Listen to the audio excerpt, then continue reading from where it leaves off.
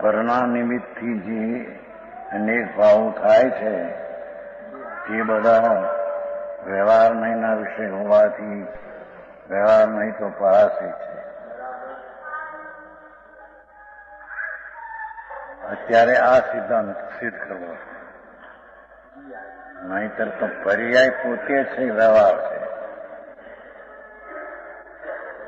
અને વસ્તુ છે તે નિશ્ચય છે.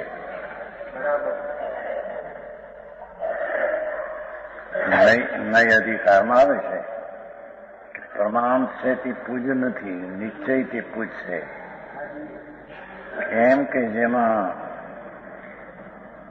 પર્યાયનો નિષેધ વર્તે છે, દ્રવ્યનો આશ્રય વર્તે, આદર વર્તે છે, બાકી તે નિશ્ચય નહીં પૂજ છે. હવે ત્યાં તો વ્યવહાર પર્યાય છે એટલે એને વ્યવહાર કરીને નિષેધ કર્યો. હા, એથી અપેક્ષા નથી લેવી. અહીંયા તો આત્માને ન્યાય સમજાય છે, થોડો ન્યાય પણ મોટો ફેર છે. પરના નિમિત્તથી થતા અનેક ભાવો, શુભ અને અશુભ, રાગ, તે બધા વ્યવહાર નહીંના વિષય હોવાથી, તે બધા વ્યવહાર નહીંનો વિષય હોવાથી ઓલો જે પહેલો કયો એ બીજો, આ બીજો. પહેલો કયો એ તો પર્યાય પોતે વ્યવહાર નહીં છે. અત્યારે એ વાત અત્યારે નથી. અત્યારે તો પરાશ્રિત જે ભાવ થાય, હા હા, પરાશ્રિત તો શું છે ને, એને અહીંયા વ્યવહાર કહેવામાં આવ્યો છે. હા, તે બધા વ્યવહાર નહીંના વિષય હોવાથી વ્યવહાર નહીં તો પરાશ્રિત છે. હા હા,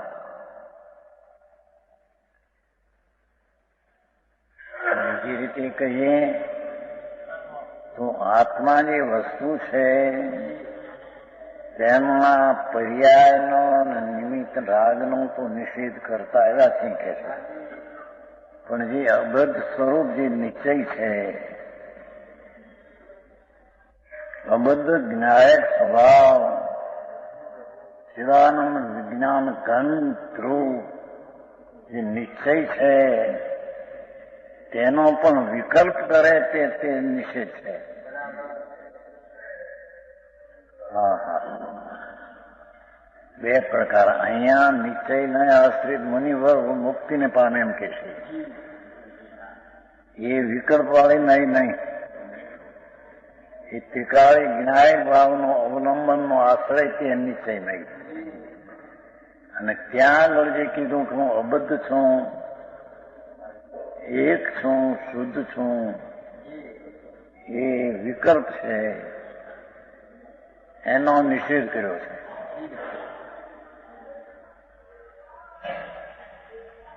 ભાઈ કેમ શું વાત કાઢે શુદ્ધનું કે 144માં નૈયાતિક્રાંત કહ્યું, એક જ પક્ષે કહ્યું, એમ નહીં કે બીજો પણ પક્ષ છે. ત્યાં નિશ્ચયને આશ્રિત મુક્તિ થાય એક જ સત્ય છે. વ્યવહાર છે ખરી, પણ તેને આશ્રય ને તેનું અવલંબન મુક્તિનું કારણ નથી. આ એ છે ને આ એ છે એમ આ નથી. અને એ શુદ્ધનો અર્થ પુણ્યાધિકારે નયના વિકલ્પથી રહિત કર્યો. ત્યારે જયસન આચાર્ય શુદ્ધનો અર્થ એવો કર્યો છે, એ શુદ્ધનો રાગાદિ ભાવ કર્મ રહિત, એ તો એ વિકલ્પ ટીકા છે સંસ્કાર. આત્મા રાગાની રહિત, ભાવ કર્મ રહિત, એ નિશ્ચય છે. અને અહીંયા પર્યાયનો વ્યવહાર ન લેતા પર આશ્રિત ભાવ થાય તેને વ્યવહાર નહીં કહેવામાં આવ્યો છે. હા હા હા, સમજાય છે કાંઈ? વ્યવહાર નહીં, પરના નિમિત્તથી અનેક ભાવો થાય છે તે બધા વ્યવહારના એના વિષય એમ કીધું. પર્યાય વ્યવહારના એનો વિષય છે એ અત્યારે ન લીધો. સમજાય છે ભાઈ? નહીં તો પર્યાય વ્યવહાર છે. પંચાયત જાયકાર તો પર્યાય માત્ર વ્યવહાર છે. ચાહે તો કેવળ જ્ઞાન વગેરે મોક્ષની પર્યાય હોય. જીવના બે ભેદ પાડવા બંધને મોક્ષ એ વ્યવહારનો એનો વિષય છે. સમજાણું કાંઈ? જીવણું છે ભાઈ. આ તો દિવાળીનો દિવસ છે. ભગવાનનો મોક્ષ વધાર્યા છે. હે? હા હા હા. એ મોક્ષની પ્રથમ ક્રિયા એ વ્યવહારનો આશ્રય છોડીને સ્વભાવનો આશ્રય કર્યો ત્યારે પ્રથમ સંગત દર્શન થયું હતું. સમજાય છે કાંઈ? હા. અને છેલ્લે તો એ યોગનું કંપન પણ છૂટી જઈને અકંપ જ્ઞાયક ભાવમાં સ્થિર થયા. કેવું જ્ઞાન તો હતું, ચારિત્ર્ય હતું, બહારને ગુણસ્થાનની અપેક્ષાએ, પણ આત્માનું જે ચારિત્ર્ય જેમ પૂર્ણ જોઈએ તે નહોતું. 13 પણ હા હા હા. એ આત્મા આચરણ જે એકાકાર પૂર્ણ થાય તે જ સમય તેનો વ્યય થઈને મુક્તિ થાય. હા હા. એને ત્યાં સુધી વ્યવહાર લીધો. કેમ કે અસિદ્ધ ભાવને વ્યવહારમાં નાખ્યો છે. એ શું કહ્યું?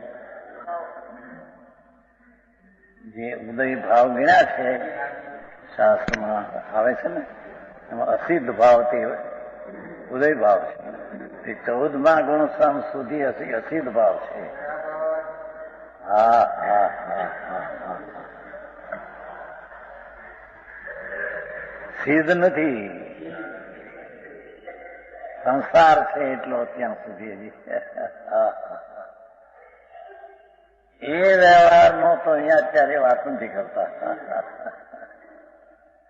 અત્યારે તો પરને આશ્રિત જેટલો ભાવ થાય, દયા, દાન, વ્રત, ભક્તિ, પૂજા, નામ સ્મરણ, પંચ પરમેષ્ટિનું સ્મરણ વગેરે,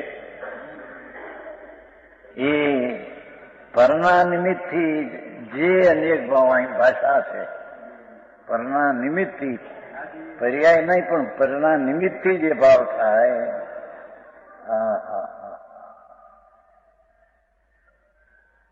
તે બધા તે અનેક ભાવો થાય છે. પાસે છે ખરા ભાવો થાય છે એમ કીધું છે ને? હે સમજાય છે કાંઈ? આત્મામાં પરના આશ્રયથી ભાવ થાય છે ખરા, છે ખરા, પણ તે બધા વ્યવહારનો એનો વિષય હોવાથી આવું કામ. વ્યવહાર નહીં તો પરાશ્રિત છે. એ તો પરાશ્રિત છે. અત્યારે આટલું અહીં લીધું છો, ત્યાં તો અસીધ સુધી વ્યવહાર નહીં લીધો. હા હા. અને આમ તો 12મા ગુણસ્થાન સુધી અશુદ્ધ નહીં લીધી છે.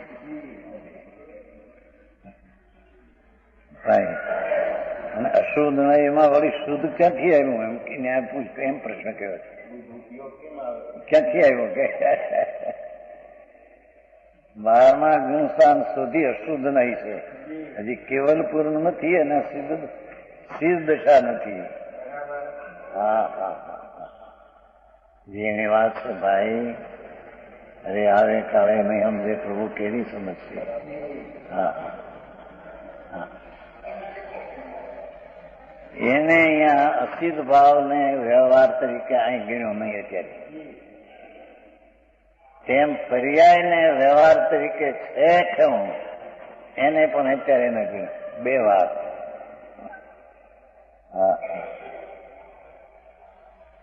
ધીમેથી સમજવાની વાત છે ભાઈ. આ તો નારદ વિતરાગનો બહુ સૂક્ષ્મ પ્રભુ. જેટલો પરને આશ્રિત થાય વ્યવહાર તેને અહીંયા અત્યારે વ્યવહાર કહેવામાં આવે છે.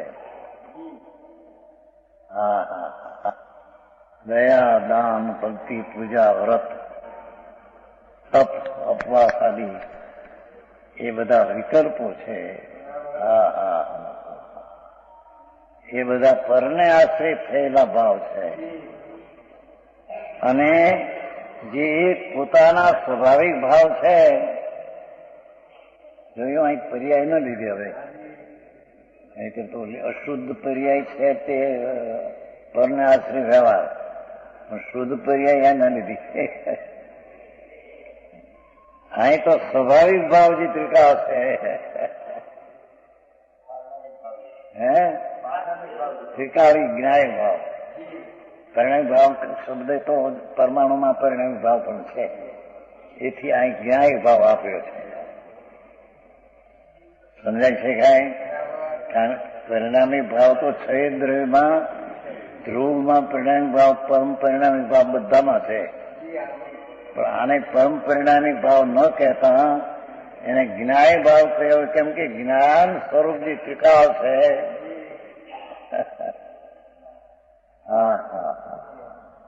એવા જ્ઞાયક ભાવ અને પરમ પરિણામિકમાં નાખીને તે એક પોતાના સ્વાભાવિક ભાવ એ જ્ઞાયક ભાવ ત્રિકાળ. પર્યાય ન આવે, નિર્મળ પર્યાય પણ આમાં ન આવે. નહીતર ઓલામાં પરાશ્રિત વ્યવહારનો નિષેધ, તો નિર્મળ પર્યાયની ક્યાં વાત? હવે અહીં વાત નથી. પરાશ્રિતનો નિષેધ જે તારે નિર્મળ પર્યાય છે એ સ્વનો આશ્રય કરે છે.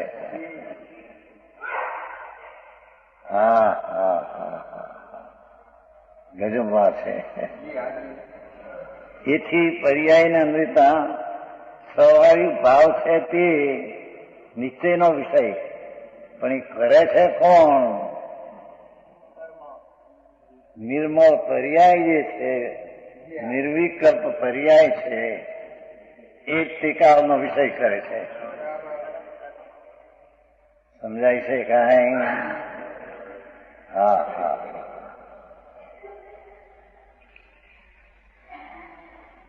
કઈ શૈલી અને કઈ ઠેકાણે કઈ અપેક્ષા છે એ જાણ્યા વિના એકાંત કરી નાખે. અને અહીં તો એકાંત છે કે નયાતિ ક્રાંત વિકલ્પાતીત થાય તેને સમ્યક દર્શન થાય. એ એકાંત છે. એને વળી બીજો પણ પક્ષ છે, વિકલ્પથી થાય એવો પક્ષ છે નહીં. એટલે લખ્યું ને કે આ પણ તત્ છે ને આ પણ તત્ છે. આ તો આ એક ભાઈ વાંચી આપ્યું પુસ્તક આપ્યું અવિરોધ નિર્ણય. ત્યાં આવ્યો હતો દવા વેરાહારમાં આવ્યું. આ તત્ છે, આ તત્ છે, આ તત્ છે, આ તત્ અવિરોધ નિર્ણય. અરે ભગવાન, પ્રભુ તારી મુક્તિ થાય એમ કરવું છે, તારે શું કરવું ભાઈ? અહીં તો એકાંત સ્વદ્રવ્યનો આશ્રય લેતા સમ્યક દર્શન થાય, એકાંત છે. એમાં કથનચિત વિકલ્પથી પણ થાય, કથનચિત વ્યવહારથી સંકિત થાય,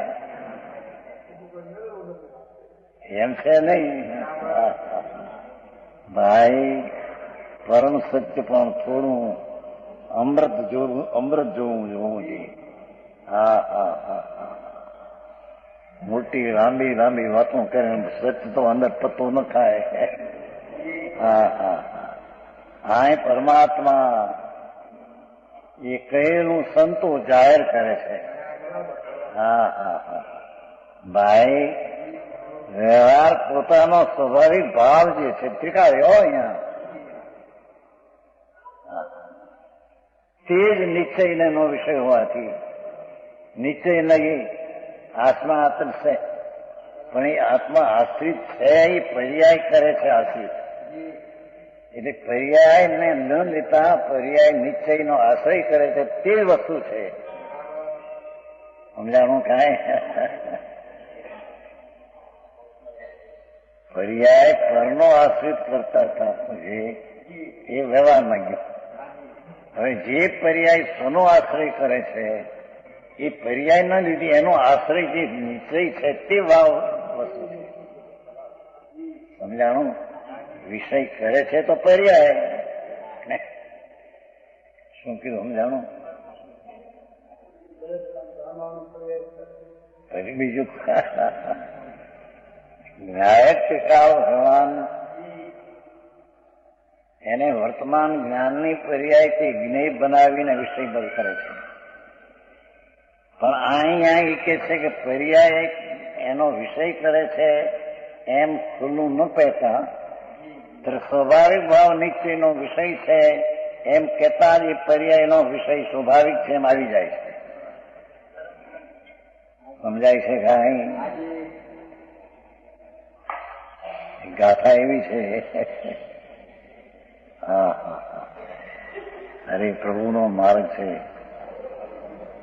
સર્વજ્ઞ ત્રિલોકનાથ ત્યાં એમ નથી કહ્યું